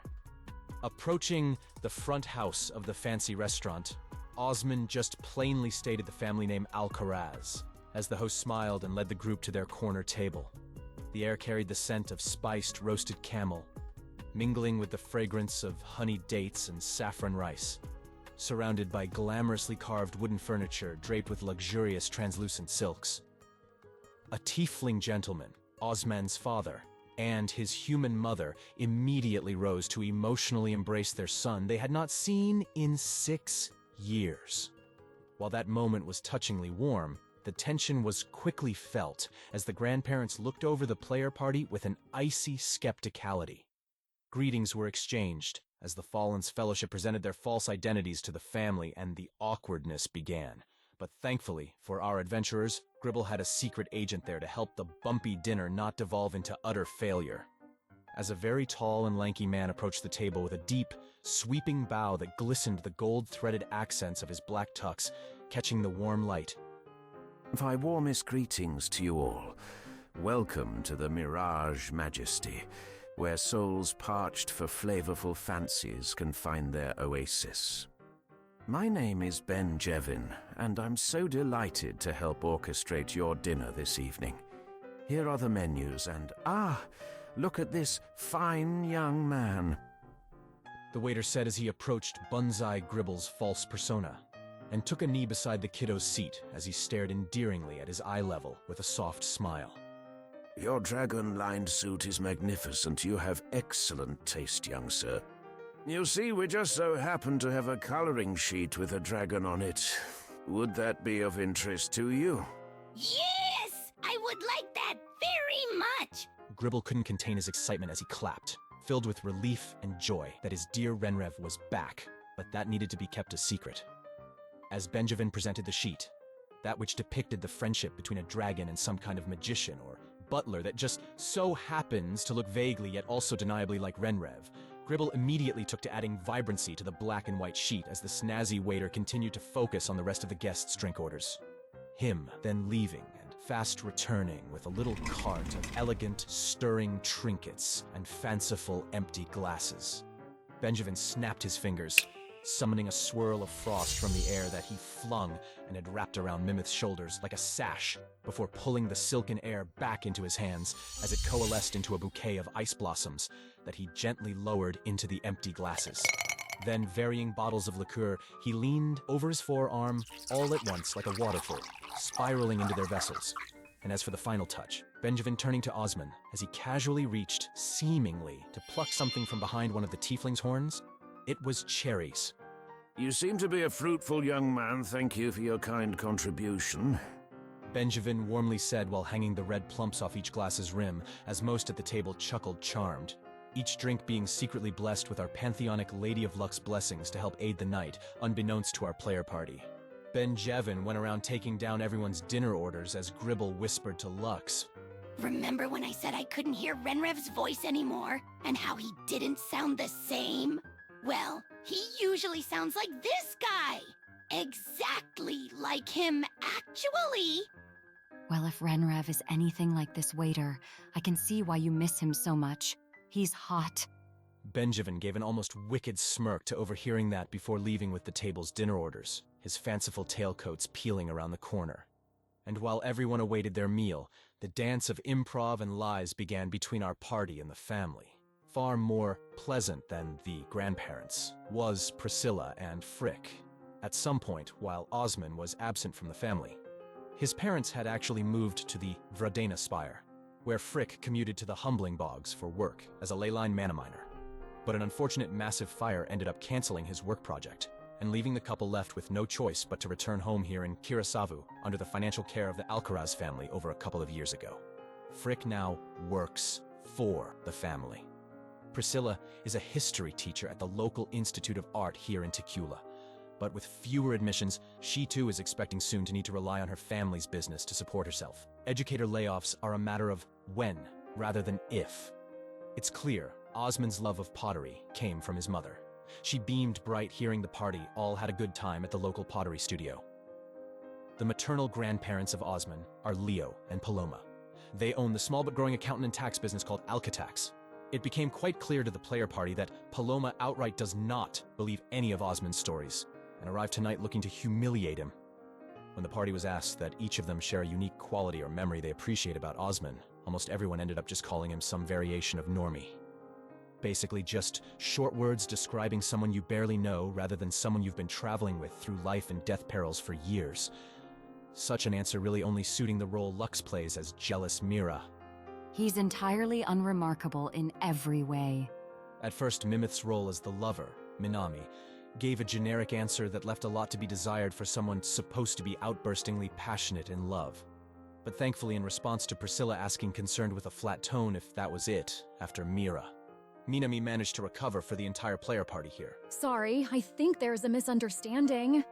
It's not that Osman is unremarkable in a bad way. It's that he's the normal one compared to all of us. We need that. He is what keeps us grounded in reality. He's consistent and reliable, like an anchor. We'd all be lost without him. Indeed, being lost at sea with no anchor leaving us drifting off into nowhere. That would just lead us to needing to make terrible sacrifices, just like what happened before. Thank goodness for Osman. Thank you for saving us from ourselves. When Thotham's role as Mah-Toht was asked to share a story he supposedly likes to tell everyone in regards to a funny misunderstanding that came about due to his height, he improv responded with the following. This one time I was trekking through the jungle for days. Tired, filthy, lost, looking for any sign of life. I saw smoke in the distance and made my way towards it, hoping it was a campfire with food. As I parted the large leaves, I surfaced to arrive just on time, as some strange creatures completed a ritual to summon their god. But I was so tired that I didn't see them there, and crushed a few of them underneath my feet. I felt sorry, and was worried they all would attack me. But instead, they thought I was their god. They believed that my crushing them was their divine judgment. So they all screamed, scattered, and fled. I made sure the poor souls I crushed didn't go to waste, and that's how I survived another day to make it back to my camp. Truly terrible in the moment, but pretty funny in hindsight. And then, when Gribble's role as Bunzai was asked if he still kept in contact with the hyenas that raised him. No! They were murdered! I had to fend for myself, but was too young to hunt on my own. So I limped away and found Anton and Mah-Toht's camp and raided their trash for bones in their sleep. But they woke up and caught me. Then they took me in. And then I left them after Anton chose that disgusting mimic over me. That's when I ran away and I raided Osman, Minami, and Mira's trash for bones. And then they took me in. Basically, I've learned that if I dig in someone's trash, they'll probably adopt and feed me. Wait, Bunzai, please tell me that I misunderstood you just now. You didn't just say that your family being murdered happened just before you found Anton and I's camp, right? I must have heard that wrong. Mah-Toht grimaced, deeply nervous, as Bunzai's eyes narrowed investigatively. No, that's correct. That's exactly what happened. Why are you freaking out? I'm so sorry, Bunzai. I swear I had no idea until just now. Those creatures I stomped to death and ate. Wait! You're the one who murdered my hyena family? And then you ate your own parents' bones from our trash. Oh my god, that's so awful. That makes this so much worse. So all along, it turns out Bunzai is a cannibal just like us. Well, on the bright side, clearly it was meant to be. As Osmond and the rest of the player party had to hide their faces from chuckling at this wild improv, as some nearby tables dropped their dinner forks, Osmond's family went dead quiet, eyes wide, darting back and forth in horror. Poor Priscilla was a bit emotional from the despairing story, as Frick comforted her. Them both worried if this realization was going to split the group of friends up right in front of them. Leo was entirely freaked the fuck out, a bit nauseous, as he clung a napkin to his lips. Meanwhile, Paloma stared annoyedly at everyone for not questioning the insanity of this story. Gribble, embracing his apparently untapped talent of acting deeply into his role, was about to lunge across the table, to bite Thotham. Gribble growled at Thotham from within Lux's comforting embrace as she swooped the kiddo into her arms, just as Benjevin returned with dinner. There, Bunzai, it's okay. I'm your mommy now, sweetie. If Mah-Toht hadn't eaten your family, then you and I would have never met. Oh, how touching. Oh, how I love a good bittersweet story. Renrev said as Priscilla and Frick looked at both Lux and their waiter with wildly deep levels of concern. Thankfully, Renrev's otherworldly elegance would be enough to smooth over these preposterous bumps as large silver platters hovered over Benjevin's shoulder, him gracefully sliding them onto the table with a phantom-like movement as he lifted their domed glass cloaks. The aromas of seared herbs and caramelized meats curled into everyone's nostrils, magically distracting them with a primal level of hunger. Finally, Benjevin gave a firm snap of his finger as a curl of smoke twisted into the shape of a large dragon, mightily hovering above the table of food. Young sir, would you kindly do us all the honors of poking the dragon? Yes! I want to poke the dragon! Let me poke the dragon! Gribble leapt from Lux's arms to stab the smoky drake, and as he did, the silhouette collapsed into itself, hypnotically spreading over everyone's meals into a flavorful fog. That which magically made it possible for all at the table to forget any logical inconsistencies from discussions had thus far. Excuse me, Benjevin. Everything you do is so stunning, it makes me want to come up with random requests just to have you show us more of your skills. Do you happen to have something to smoke, sir, to pair with my dinner? I am so happy to hear that my services are helping you all relish in this divine evening. I do aim to please, so thank you for the validation. Here you are, sir. From an empty-seeming pocket, Renrev pulled out a long, fanciful cardboard pack of smokes, flavored with clove and star anise. Then Benjevin lit a white flame over his gloved finger and hovered it over the Harengon's vice. Whereas Lux, embracing her drunken persona as Mira, twirled an empty crystal glass between her fingers. Benjevin, I'm afraid my glass has run dry. Could you kindly get me another drink? Maybe two? Well, I certainly can't allow a lady such as yourself to become parched. Would you perhaps prefer a fresh bottle all to yourself? It's like you just read my mind. Thank you kindly, Benjevin. It's no problem at all, Miss Mira. I consider it a bare minimum to be intuitive to my guests' desires. I'll be sure not to keep you waiting long. Benjevin said as his gaze glanced over to Gribble with anticipation, the kiddo taking the first bite of his food, and gasped with immense glee, looking up at Renrev with a moving appreciation. The ravioli he ordered was secretly stuffed with dog meat, Gribble's absolute favorite. Renrev gave a soft, muffled chuckle at seeing Gribble's bliss. Such a simple way to help make the night of his young master.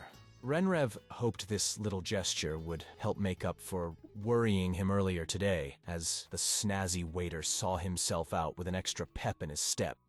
And with dinner underway, Grandfather Leo moved to ask Tarth's first persona, Anton, about any awkward moments he may have had when switching out with his second persona, the consumed twin, Reuven, at random. Well, personally speaking, I can handle almost anything. It's my brother who tends to get the shit end of the stick in this regard. I think if he were here, he'd say the most awkward memory of us switching That had to be when I paid out all the workers in a brothel to provide their services. I like to change things up and test my own boundaries, whereas poor Reuven is as vanilla as they come. That night's an opportune switch. He and I each really embodied one half of the old Harengon saying, "Fuck like a rabbit and run like the wind."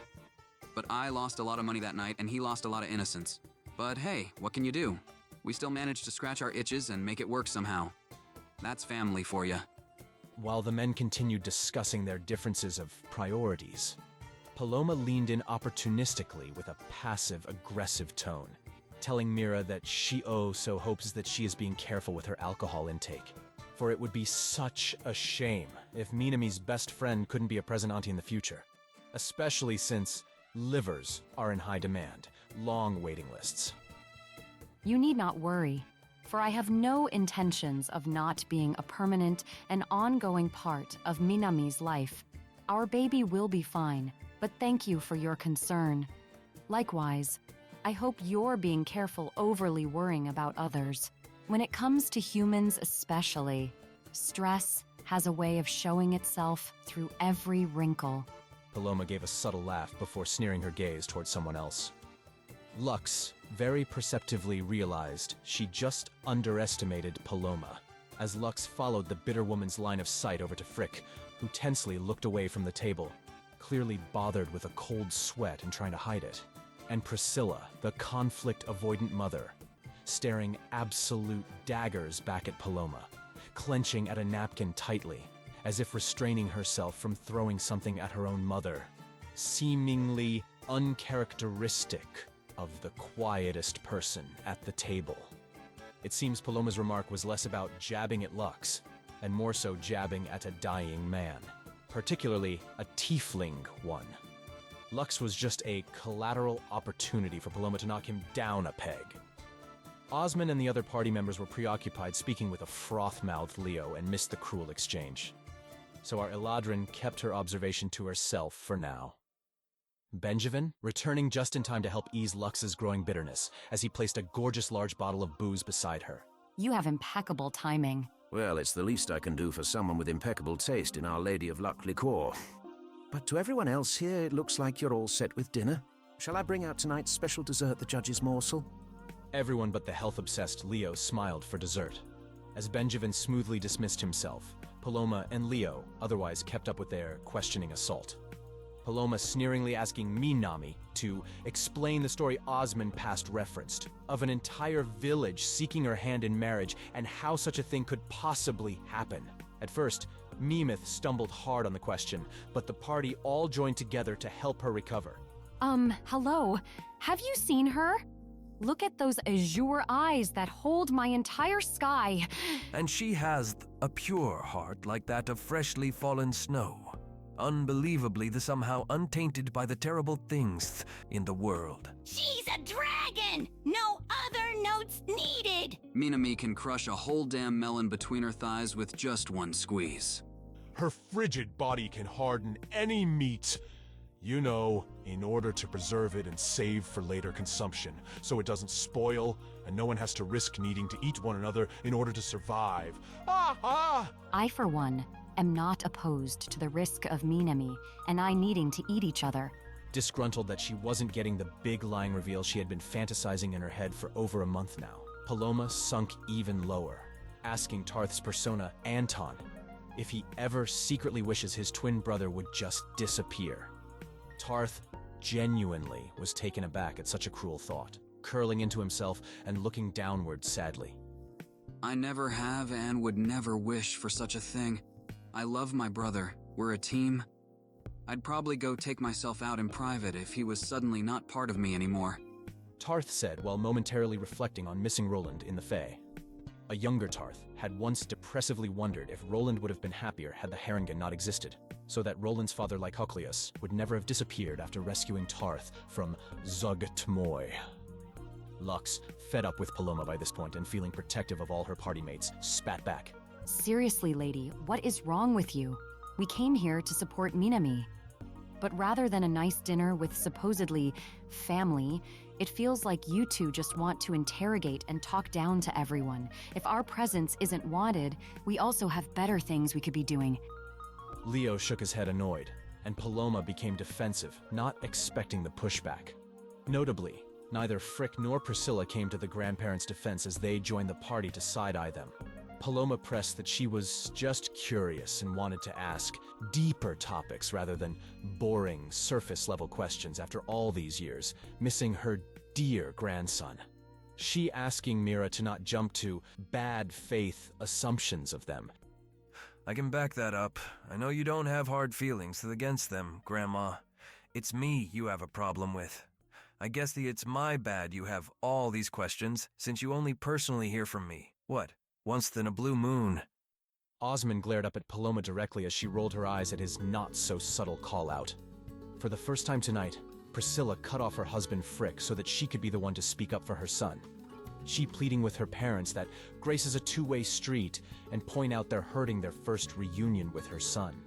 Leo was about to bite back at his daughter, but before the spat was about to escalate, Gribble sneezed to cue Renrev for help. My sincerest apologies for interrupting, but I'm afraid that the tension here is starting to detract from others' dinners. Your dessert is not ready yet, but perhaps there is something else I could offer to help lighten the mood in the meantime. Anything at all, please let me know, and I will do my utmost best. Tarth requested more cloth napkins, as Benjevin obliged by clownishly pulling out an ever-elongating chain of tied cloths in a variety of wealthy fabrics and colors imported from around the world. The silliness managed to disarm most of the table into an impressed chuckle, except, of course, Paloma, who always needs the last word. Benjevin, I am dearly sorry that you had to come over here to settle us all down. That's quite embarrassing. Thankfully, it seems to just be a small misunderstanding. Damned infernal energies always lingering around and attempting to stir bad faith between people, you know what I mean, Ben? Renrev gave a soft bow to appreciate the apology, while also giving a wide smile as he closed his eyes. Oh, I see. Yes, I do know a thing or two about a bad faith. No worries. If it helps, please do feel free to open the window beside yourself there in order to air out any unsavory energy. In fact, Mrs. Alcaraz, you could leave and reach our luxurious patio right from that very window. I'm confident that would solve the problem, but anywho, is there anything else I can assist you all with before I leave to retrieve your desserts? Before Paloma could register that she was insulted by her own table waiter, Thotham abruptly stood up, his chair squeaking behind him loudly from his massive form and drawing attention from the entire restaurant. Actually, yes, Benjevin. Could you please kindly grab us a bottle of champagne? I would like to make a toast. Benjevin politely nodded and left in a pursuit of a fitting celebratory champagne, returning with a barrage of plates holding petite desserts in both hands. Then he pulled a giant, oversized bottle out of his tight coat sleeve and presented it to Thotham like a mighty trophy. As the Goliath grabbed it, held it up high, and burst the cork in a loud shot that made the room slightly jump. Renrev held open his chest pocket for the cork to fall into, as all in the restaurant awaited with anticipation. I have been deeply looking forward to this dinner with Osmond's family, because aside from us all sharing love for the bride and groom-to-be, I also have another deeply personal thing in common with you all, and that is our devout faith in the God tier. Despite maintaining an astute smile of award-worthy customer service, Benjevin nonetheless seemed to have a shadow casted over him and an unfortunate spasm plaguing his lower left eyelid. Thankfully, all attention was on Thotham and not this table waiter. Aside from Gribble, who locked self-pitying eyes with Renrev's before slamming his own head onto the table exasperated, them psychically communicating to each other. Great! Here we friggin' go! He's gonna make me puke my dinner, isn't he? Tyr teaches us to be just and to protect, lord and land, friend and family alike. He calls for us all to stand up to evil, up against the legions of Asmodeus, warlords, criminals, and tyrants. Be strong, young Master Gribble. Trying to feel sorry for the bozo that doesn't understand you can't spell the word tyrant without Tyr for a reason. Tyr seeks our world to be one of fair and just laws, but justice is not blind obedience. Tyr teaches us that we should be critical of laws and lawmakers alike, especially when they oppress the innocent. Typical. The guy with a metaphorical 0 in his religion score sure seems to think he isn't one of the blind obedient ones. This speech is already oppressive. Get me out of here! Any person or law that seeks to restrict and punish those who aren't causing harm to others just for being their true authentic selves should be questioned, for that itself is causing unjust harm. He's harming me by making my ears bleed. Tell me in my head when it's over, Renrev. I'm tuning everything out now and gonna escape to daydreaming about dragons. Worry not, young master. I shall bravely suffer in your place and inform you when the coast is clear. Tyr's justice promotes all love. Any who seek to obstruct consenting, loving adults, be it romance, friendship, or family, are those who should be challenged. Is this guy for real right now? Did he not just recently insist on the exact fucking opposite against his own brother in faith, Omar? Renrev, are you seriously going to insinuate that chaotic Dea of all gods is immorally consistent? No, of course not. The difference, dear narrator, is that we're consistently inconsistent. That is literally our fucking brand. Unlike Tyr, we're not delusional, nor are we subtle about it. Thus, in the name of the God of justice, dare to love. We can all celebrate Tyr and justice by celebrating love in all of its forms. Cheers to the happy couple. May Tyr's blessings be upon Minami and Osman both, and nothing unjustly come between them. All right, young master, your ears can safely tune back in. I need to go wash myself after standing near that filth, so I'll be stepping away out of your psychic frequency. Sneeze loudly if you need me. The patrons of Mirage Majesty clapped and cheered alongside the table of the player party. To Osman's surprise, even his grandfather Leo seemed to sit still a moment before joining the clapping, him leaning and telling his wife that he likes this ultra-athletic Tyr worshipper. But, despite Thotham's best efforts, the family drama and racist bullshit still persisted once the restaurant returned the attention back to their meals. The grandparents made it known they kindly purchased all the decor for the wedding imported from wealthy florists in Suwood Spire. Osman stated that he already told them that he and his friends had the decor covered. His best friend Leah has been working day and night on a fire and ice theme for the wedding. But supposedly, Osman's auntie accidentally mistook the boxes labeled fire and ice in the chapel's rented storage space as just abandoned junk, and so threw it all away when moving their own decor into it. And from here, it was all downhill. Despite Osman having already previously made it known that he wanted Haraya to be the wedding photographer, and Leah would be the wedding officiant, the grandparents seemed to have forgotten and hired their own officiant and photographer for the wedding, while pressing firmly Osman needed to drop it and be grateful they were doing all these things for him. Them not so quietly pressing the kinda girl Leah and her family are and the energy they attract. Are you fucking kidding me right now? Leah is not the same as her parents. Leah also suffered from all that. How can you expect me to forgive and think shit's changed with our own family when you can't even do that for something she wasn't even involved in? The player party has not heard whatever story this is referring to. Mimith, under the table, tried to hold Osman's hand, hoping to help ground him, giving a squeeze to cool his nerves. In response, he took a deep breath and composed himself a little better.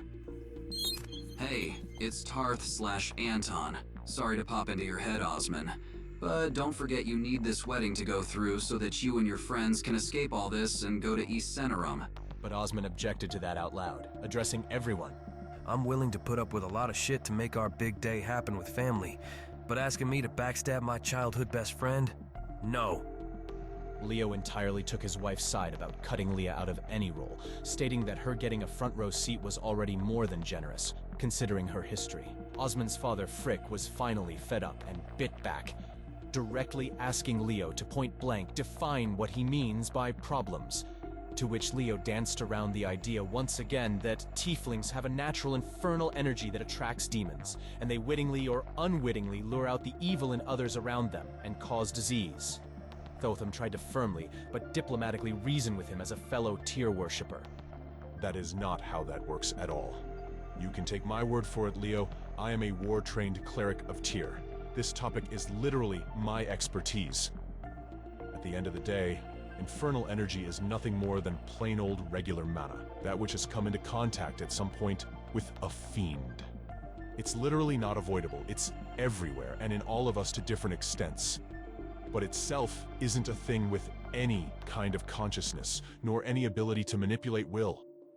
This stupid argument from Leo is similar-ish to saying something like, when red food coloring comes into contact with water, that the now red water will gain consciousness and jump out of the pot and go on an insect murder spree.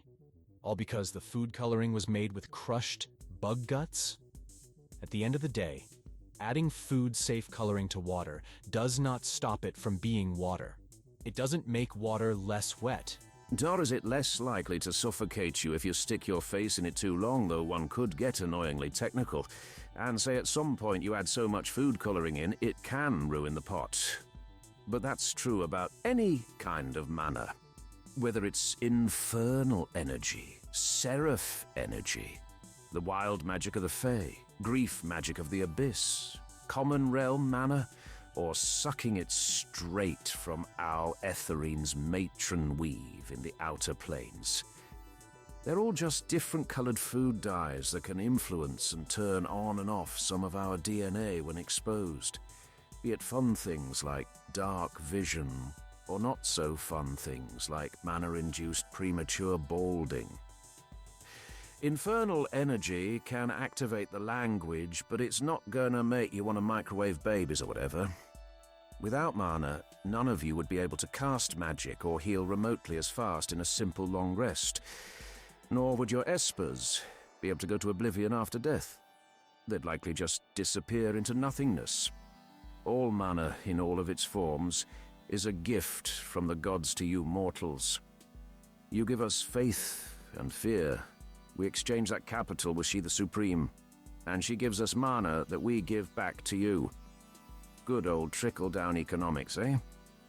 But if you have too much of any kind of mana, you risk destroying your body with a disease called Manaroma.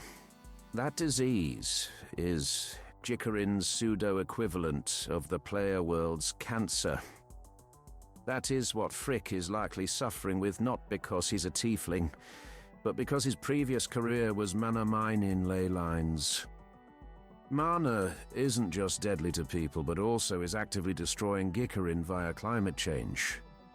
As for what to do to solve all that, well, don't look at me. This is going to be way too on the nose for our leftist players, but important for the rest. These kinds of people aren't falling for racism because they're just unaware of the facts, but because they have something to gain from their racist beliefs being believed to be true. So it's rarely, if ever, a matter of trying to logically explain to racists like Leo and Paloma why tieflings or whoever are like any other humanoids, but instead needing to convince these kind of racists why it's worth deeply inconveniencing themselves for the sake of tieflings. You also have to convince the supposedly non-racists or non-whoever's why it's worth deeply inconveniencing themselves to actually defend and fight for others' sake, beyond sympathetic words that stroke their own egos, telling themselves they're a good moral person. Good fucking luck. Or, in other words, thoughts and prayers. No one wants to hear it. This all to say, you can't fix people like this, folks. They have to want to be better. You can only extend a hand and be there for them if and when they're ready to face the music. Thus, back to our story. Frick raised his voice at Leo, reminding him that Leo used to say the same damn thing about himself being a tiefling man. And it's only been in the past 2 years that Leo finally accepted him, and they've been actually able to bond somewhat like family. Predictably, Leo argued back in an angry but hushed tone that Frick is clearly a rare exception. I seriously don't understand all the fuss here. From my point of view, all of y'all practically look the same. Tieflings aren't furry like I am, none of you are, so what's the problem? It can't be the horns and tail, since Minami has that and y'all don't got a problem with her. Just before Frick was about to yell at Leo for the whole damn room to hear again, Paloma noticed Minami was the quietest one at the table during this discussion. deciding to capitalize on that, asking everyone to please pause a moment, as she addressed Minami loudly to say, It seems everyone has forgotten that this is your big day, dear, just as much as it is Osmond's. I do hope you know we're only trying to help make your one and only wedding special. Look at all the drama this is already causing. Your voice should be heard too. What are your thoughts? I'd like to go with your officiant Paloma. I think that's what's best. Osmond and Frick both wore faces of sad betrayal as Priscilla stared at Minami in surprise. This wasn't the protective, passionate girl she read about all these years. Priscilla now saw a shameful reflection of herself in Minami. Mimith again tried to reach Osmond from under the table to comfort him, but he adjusted his arm firmly away from her, leaving Mimith anxious with guilt. Oof, fucking yikes. I can't take my eyes off. We're eating good tonight, milady dear. Nothing boring about this drama. As the group sunk to dreadfully low vibes as Paloma and Leo both clearly became gleefully emboldened by Minami's rejection of Leah, Osmond seemed like he was about to flip the table over in any damn moment. Gribble sneezed as Renrev just peeked around the corner and sent a psychic message to Gribble. I'm sorry, young master, but she already used her secret blessing and made the officiant choice all on her own. Not sure what I could do to fix that. Something. Anything. It's all going to shit. Hurry, Renrev. Oh dear, well, time to make a real dick move for Master Gribble's sake. Apologies for this, Osmond. And unbeknownst to anyone at the table, Benjevin came to clear up their dessert plates and placed one slighty hand on Osmond's back while reaching across the table with the other to wipe it down, as he simultaneously casted calm emotions to make him not feel hostile toward his grandparents for 1 minute, turning the poor young tiefling man about to explode into a tired husk in his seat, first robbed of his pride, then his trust, and now his agency. Buying Mimith just enough time to right her wrong, and, as an unlikely bonus, activate a sliver of humility in both the grandparents while simultaneously adding to the believability of this wacky-ass group. I take it back. I made a mistake. Leah is going to be our officiant, and that's final! Paloma narrowed her gaze and gave a smug look as she questioned why Minami was changing her mind. Pressing to her she shouldn't sacrifice her desires just to make her husband to be happy, and how she shouldn't let Osmond's anger problems influence her decision.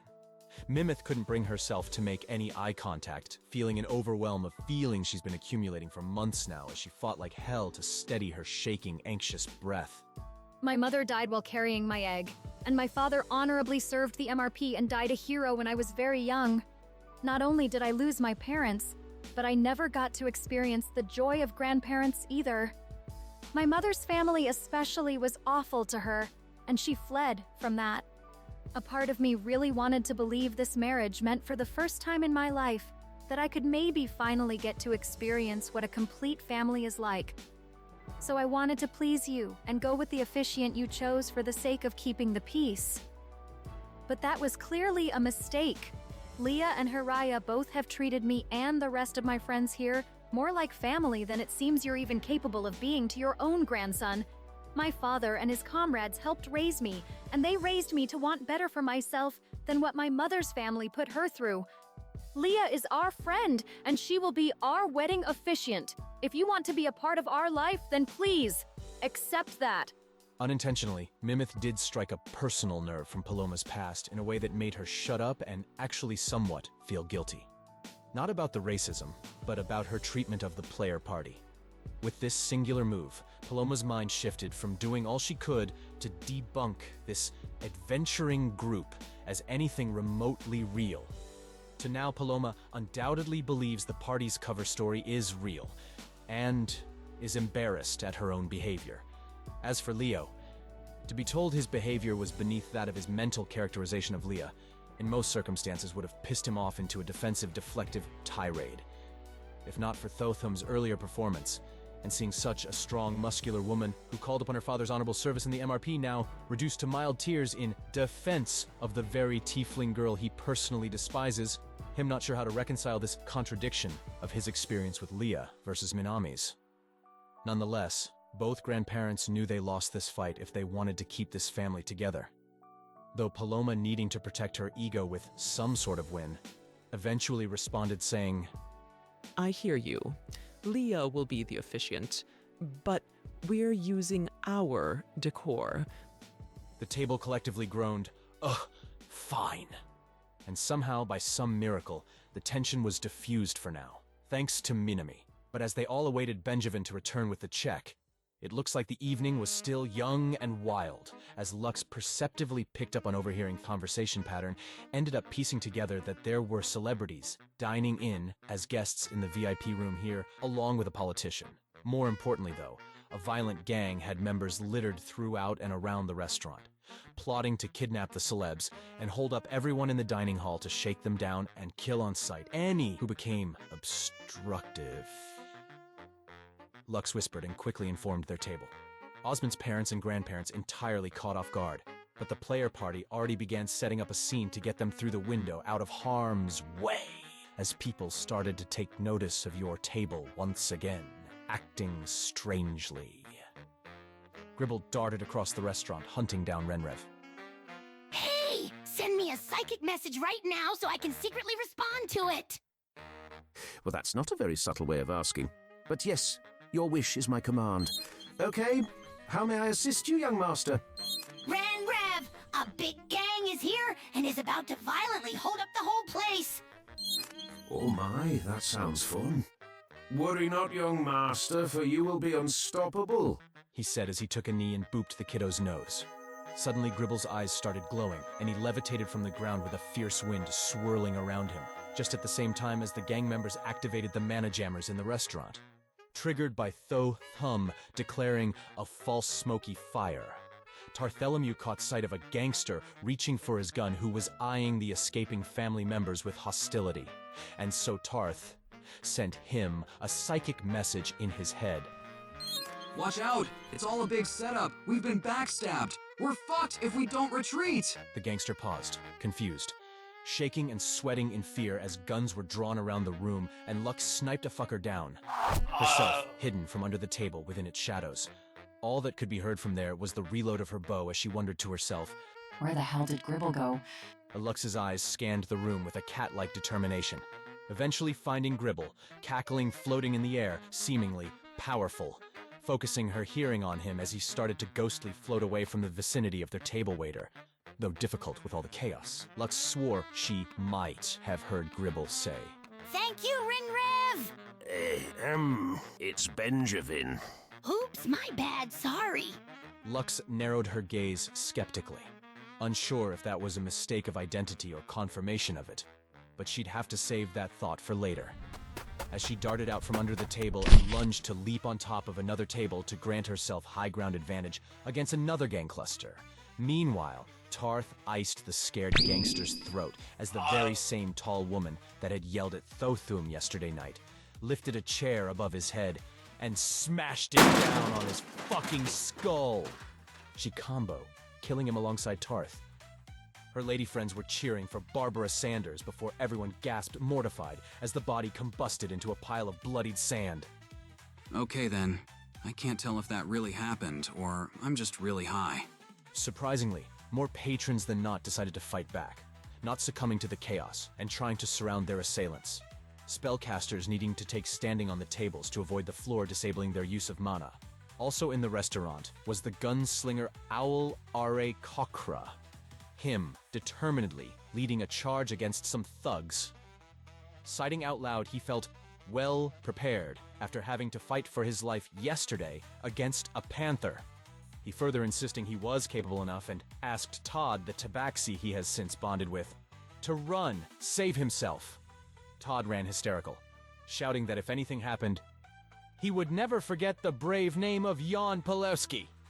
Osmond and Mimith on opposite sides of the restaurant unintentionally targeted the same group of thugs holding guns up to the musicians on stage, each of them casting a ranged spell attack. Osmond of fire and Mimith of ice. Combo whiplashing the gangsters and combusting them into sand as fake couple looked at each other surprised across the room, then laughed. So, whose kill was that? I think I'm fine calling it both our kill. Elsewhere, Thotham found himself surrounded by enemies who all took multiple swings at him, determined to take him down, and yet... Is that all? You're gonna need to do better than that, he asked, as he did nothing more but slightly wince at the barrage of attacks. The enemies were confused why the big man wasn't going down. Clearly not a normal citizen, as our Goliath lifted his long scorpion weapon widely. It looked hideously and confusingly threatening as he swiped in a circle, knocking them down like bowling pins as several poofed into piles of sand. Another enemy was about to come attack him, but our graceful Eladrin shot him in the neck as he fell on the icy floor Mimith had left behind, cracked his head and poofed. Suddenly from outside, Lux and Thotham could hear more gunshots and blood-curdling screams. Worse out there than in here. That does not sound good. I'll go investigate that. That is, if you don't mind trying to help break the big enemy line over at the exit. Looks like there are a lot of them over there still. I don't think it will be a problem. I can't see the front of the cluster yet, but from here I can see Tarth attacking from top of the stage. We got this. But be careful on your own out there, Thotham. I'm not alone. I always have the Justice Seeker with me. Our Goliath nodded and started booking it for the same window they helped the family escape from. His giant form unfortunately got caught in the cacti at first, but he wriggled his way out with some nicks. Lux noticed the window further across from that one was Osmond's parents, watching with a mix of fear and awe for their son and his friends. Lux followed their gaze to see Osmond jumping onto a nearby table to sink arrows into the multiple hordes of thugs, trying to push back on the patrons, trying to reach the main exit. Lux now deciding to leap up and join beside Osmond to help cover him. Just so you know your family is watching you, it seems you're selling the hero thing pretty okay for a rookie. Good job, kid. Thanks, but just so you know, Gribble is fucking terrifying. I did not expect that from him. He is a goddamn murder machine over there. Osmond pointed to the front of the horde, and even Lux was slightly taken back by the sight, as the one leading the charge against the largest horde of thugs was indeed Gribble, patrons and enemies alike backing up to avoid his blazing fists. Him manically cackling, like this traumatic event was just an amusement park that he could cut every single fucking line in. Him hovering like an ascending avatar, and his eyes glowing red, leaving streaks of light following wherever he whipped his wild fucking gaze. Facing the last group of enemies after having just decimated another, leaving their forms steaming from daring to combat him. I will turn you all to ash before you can even turn into sand! Unfortunately, despite Gribble's triple advantage from being Dea's champion with an epic temp boon, he rolled pretty hysterically low on his damage on the final enemy horde. Nonetheless, they quaked fearfully in this holy child's presence. And besides, dutiful Renrev was not going to let his young master be made a fool, as he soundlessly slid behind and then beside Lux on the same table to get eyes on Gribble, him being peculiarly stealthy for a mere table waiter. Oh, my sincere apologies, miss. I hope I'm not in your way. I just must watch that brilliant and brave, talented child in action. He's truly the spectacle of the evening. He semi-lied as he readjusted his monocle to focus on the final horde, and ever so subtly muttered under his breath, Die. Now, suddenly the horde Gribble had weakly damaged, had their irises expanding widely into black voids, the last bit of breath wheezing and crunched out of their pathetic little throats, and they fell in front of Gribble collapsing into sand. Any who witnessed it would be under the belief it was all Gribble's doing. Aside from himself, the crowd now stampeding past those piles of sand to escape the bloody mess of the Mirage Majesty Massacre. A devastated bourgeois woman, desperate, asking for help to look for her missing dog, was the last pushed outside by the crowd, leaving the players seemingly alone in the restaurant with their waiter and Osmond. Tarth frustrated at the unnecessary violence from up on stage as Mimith walked around and picked up a piece of paper stuck in a pile of sand. It basically says, "Welcome to Rookie's Night. The test of worth.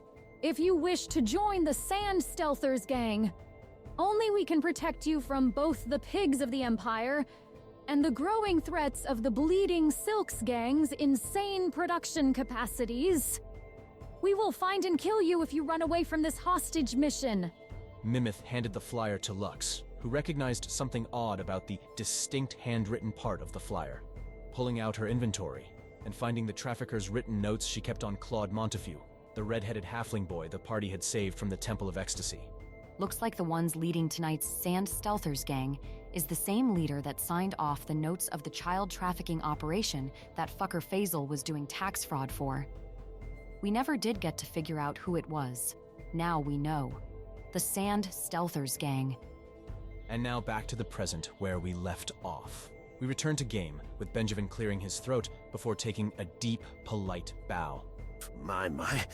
I didn't know that we coincidentally had a table of heroes dining here tonight. Thank you all so much for your bravery. I might have died if not for all of you. Especially that boy over there. I don't think I've ever seen such a remarkable child. He said while looking over at Gribble, who continued to zip around with fire, burning plates of lingering food to a crisp while giggling. But before anyone could respond, suddenly more gunshots rang out. Then the dampened sound of a voice, very familiar to the player. Party could be heard in the distance behind a door. Curse you stupid wannabe gangsters. You are nothing compared to the terror that the Bleeding Silks are. Even if you kill me, that won't change the fact you're a complete joke compared to them. Uh-oh. It looks like peace has not been won just yet. But I'm afraid my pitiful self is nothing more than just a humble table waiter. The best I can do right now is try to provide first aid to the unfortunate patrons bleeding out on the floor here. I'm so sorry to ask. But would you all be willing to try and save our VIP guests? I fear the cops will take way too long to get here and their fate will be sealed in a coffin by the time they do arrive. Looks like you all get another chance to impress your future fixer, Mariah Shredguard, and save a couple celebrities. We'll start our next game with Thotham arriving right at the back door of the restaurant, and the rest of the player party together making their way through the front house. It seems the night is still young, as it's only a little after 8 p.m. I'd wish you all luck, but you already got it from Dea. So instead, make swift work of these rookies, will ya? See you in late May.